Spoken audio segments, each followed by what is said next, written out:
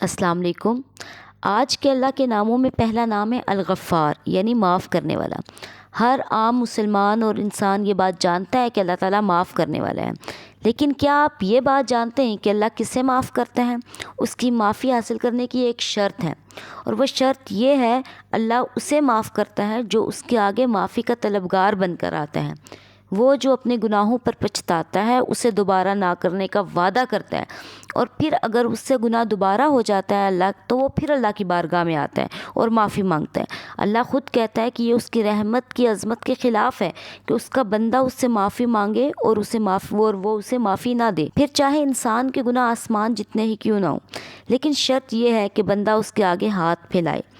اب اس ساری بات سے ایک سبق تو ہمیں یہ بھی ملتا ہے کہ یہ جو آج کل کے بچے کہہ رہے ہوتے ہیں کہ اللہ تو جانتا ہے کہ ہمیں کیا چاہیے، وہ ہمارے شرک سے بھی قریب ہے، وہ جانتا ہے کہ ہم شرمندہ ہیں اس بات پر، تو وہ ہمیں خود ہی معافی دے دے گا۔ بے شک وہ جانتا ہے، پر اسے یہ اچھا لگتا ہے کہ اسے منایا جائے، اس کا بندہ اس کی عظمت کا اقرار کرے۔ اگر کوئی شخص کچھ غلط کرتا ہے، کوئی گناہ کرتا ہے، تو یہ کس کا نقصان ہے؟ کیا اس سے اللہ کو کوئی فرق پڑتا ہے؟ نہیں، انسان اپنا نقصان کرتا ہے۔ اس کی مثال آپ یہ دیکھیں کہ کوئی شخص امتحان میں نقل کر کے اعلیٰ نمبر حاصل کر تو سکتا ہے، لیکن کیا اسے وہ علم بھی حاصل ہو سکتا ہے جو اس نے چھوڑا ہے یا جو اس نے نہ پڑھ کر موقع گوایا ہے؟ نہیں نا۔ اسی طرح در حقیقت وہ اپنا نقصان کرتا ہے، پر وہ سمجھتا ہے شاید اس نے دوسروں کو بیوقوف بنا لیا۔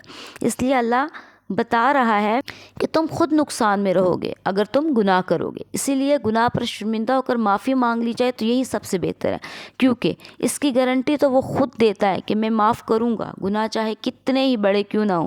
شرط صرف یہ ہے کہ بندہ اس سے معافی مانگنے والا ہو۔ اس کے بعد جو اگلا نام ہے وہ ہے القہار، جس کا مطلب ہوتا ہے نمایاں، حاکم، چلانے والا۔ یہ نام اپنے خصوصیات میں الجبار سے اوور لیپنگ کرتا ہے، یعنی ملتا جلتا ہے اسے۔ آپ دو الفاظ ایک جیسے سنتے ہیں، جیسے القہار اور القاہر، دونوں کا مطلب ہوتا ہے irresistible، لیکن القہار زیادہ امفیٹک ہے۔ امفیٹک ہم انگلش میں اس چیز کے لیے استعمال کرتے ہیں جو بہت زوردار ہوتی ہے۔ یہ نام الغفار کے ساتھ کیوں آیا ہے کہ آپ نے کبھی نہیں سوچی یہ بات؟ آپ کو پتہ ہے، کیونکہ اللہ یہ بتانا چاہتا ہے کہ وہ بخشش اس لیے کرتا ہے کیونکہ یہ اس کی رحمت کا تقاضا ہے، اس لیے نہیں کہ وہ کسی کے آگے مجبور ہے۔ القہار یہ بتاتا ہے کہ اللہ کے آگے کوئی دشمن نہیں ٹھہر سکتا۔ اللہ بآسانی جابر سے جابر، بڑے سے بڑے حکمران کو منٹوں میں دھول چٹا سکتا ہے۔ آپ نے قرآن میں اس نام کو الواحد القہار کے ساتھ پیرنگ میں دیکھا ہوگا، کیونکہ یہ بتانا مقصود تھا کہ ڈومیننٹ کرنے والی، پرومیننٹ اس دنیا میں صرف ایک ہستی ہے، اور وہ ہے اللہ تعالیٰ۔ انفرادی طور پر اگر پڑھیں یہ نام القہار تو پتہ چلتا ہے کہ وہ یہ تمام کائنات اپنے اصولوں پر چلا رہا ہے۔ اس کے پاس اختیار ہے، اس کے پاس اس دنیا کو چلانے کا، اس نظام کو چلانے کا طریقہ ہے۔ لیکن اگر آپ اس کو پیرنگ میں پڑھیں تو آپ کو پتہ چلتا ہے اور بتایا گیا ہے کہ وہ اکیلا ہے جو یہ خصوصیات رکھتا ہے، یعنی اس کی صفت ہے کہ وہ حاکم ہے، اور اس کی صفت کا تقاضا یہ ہے کہ وہ اکیلا ہے، تو جو اس نظام کو چلا رہا ہے۔ اگر آپ اس جگہ صرف کا لفظ نکال دیں تو مطلب پورا نہیں ہوگا، کیونکہ واحد القہار کو ساتھ لکھنے کا تو مقصد ہی قرآن میں یہی ہے کہ وہ اپنی طاقت کسی کے ساتھ شیئر نہیں کرتا، وہ اکیلا ہے جو یہ طاقت استعمال کر سکتا ہے۔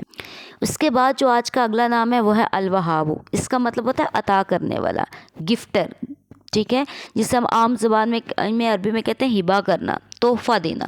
یہ قرآن میں 3 دفعہ مینشن ہوا ہے۔ الوہابو کا مطلب ہوتا ہے بدلے کی امید کے بنا بس عطا کرنا۔ اگر آپ دنیا میں دیکھیں تو کوئی کسی کو کسی بدلے کے بغیر کچھ نہیں دیتا، اور کسی کے اختیار میں بھی نہیں ہے کہ وہ سب کو نواز سکے۔ یہاں تک کہ دنیا کے امیر ترین ممالک میں بھی اب آپ کو کچھ آبادی بے روزگار یا غریب ملے گی، کیونکہ یہ انسانی طاقت کی ایک حد ہے جہاں جا کر انسان بے بس ہو جاتا ہے۔ پھر وہ ایک اللہ ہے، صرف وہ جس کی طاقت کی کوئی حد نہیں، وہ سارے جہاں کو، ساری مخلوقات کو، ساری کائنات کو بھی نواز دے، تب بھی اس کے خزانے میں کسی چیز کی کوئی کمی نہیں۔ وہ جسے چاہتا ہے عطا کرتا ہے، جسے چاہتا ہے نوازتا ہے۔ وہ جسے چاہے اولاد کی نعمت سے نوازتا ہے، جسے چاہتا ہے بیٹوں کی نعمت سے نوازتا ہے، جسے چاہتا ہے بیٹیوں کی رحمت دیتا ہے۔ وہ چاہے تو رحمت اور نعمت دونوں عطا کرتا ہے۔ وہ دیتے وقت حساب نہیں کرتا، وہ بس عطا کرتا ہے۔ الوہاب گفٹ سے تعبیر کیا جاتا ہے جہاں اللہ صرف دیتا ہے۔ آج کا جو آخری نام ہے نا وہ ہے الرزاق، الرزاق سب سے انٹرسٹنگ نام ہے اور سمجھنا ضروری بھی ہے، اور وہ ہے الرزاق۔ اکثر لوگ سوال پوچھتے ہیں کہ الوہاب اور الرزاق میں کیا فرق ہے؟ وہاب بھی تو عطا کرنا ہوتا ہے، جبکہ رزاق کا مطلب بھی عطا کرنا ہوتا ہے۔ سب سے پہلے غلطی تو اس نام کو سمجھنے میں ہے۔ جو لوگ یہ سمجھتے ہیں کہ رزاق کا مطلب ہے رزق دینے والا، یا اس سے مراد صرف پیسہ یا روزی ہے، اگر آپ بھی ایسا سمجھتے ہیں تو یہ الرزاق کا آدھا مطلب ہے۔ الرزاق کا مطلب ہوتا ہے سسٹینر، وہ جو گروتھ دیتا ہے۔ تو کیا صرف گروتھ باڈی کو چاہیے ہوتی ہے کہ اس کو رزق دے کر بڑھایا جائے؟ نہیں نا، گروتھ کے لیے گروتھ تو دماغ کو بھی چاہیے ہوتی ہے، گروتھ تو آپ کی روح کو بھی چاہیے ہوتی ہے۔ تو بیسکلی اللہ تعالیٰ جو ہیں وہ سسٹینر ہیں، وہ پرووائڈر ہیں، ٹھیک ہے؟ تو وہ گروتھ آپ کو باڈی کی گروتھ کے لیے صرف رزق نہیں دیتے، بلکہ سول کی گروتھ کے لیے جو پیورٹی چاہیے ہوتی ہے، جو سیدھا رستہ چاہیے، مائنڈ کی گروتھ کے لیے جو سچائی چاہیے، مائنڈ کی گروتھ کے لیے جو صراط مستقیم چاہیے، یہ سب بھی آپ کی باڈی کا رزق ہے۔ اس کا پرووائڈر بھی تو اللہ ہی ہے، وہی تو ہے جو ہر طرح کے نشو نما کے ذرائع پیدا کرتا ہے۔ اس لیے رزاق کا مطلب ہے پرووائڈر، سہارا دینے والا، وہ جو اپنی مخلوقات کے لیے تمام ذرائع تخلیق کرتا ہے، انہیں جسم، روح اور دماغ کے نشو نما دیتا ہے، وہ ہے الرزاق۔ اور الوہاب کا مطلب ہوتا ہے عطا کرنے والا، اور الرزاق کا مطلب ہوتا ہے ان تمام چیزوں کی نشو نما کرنے والا، ان کو رزق دینے والا۔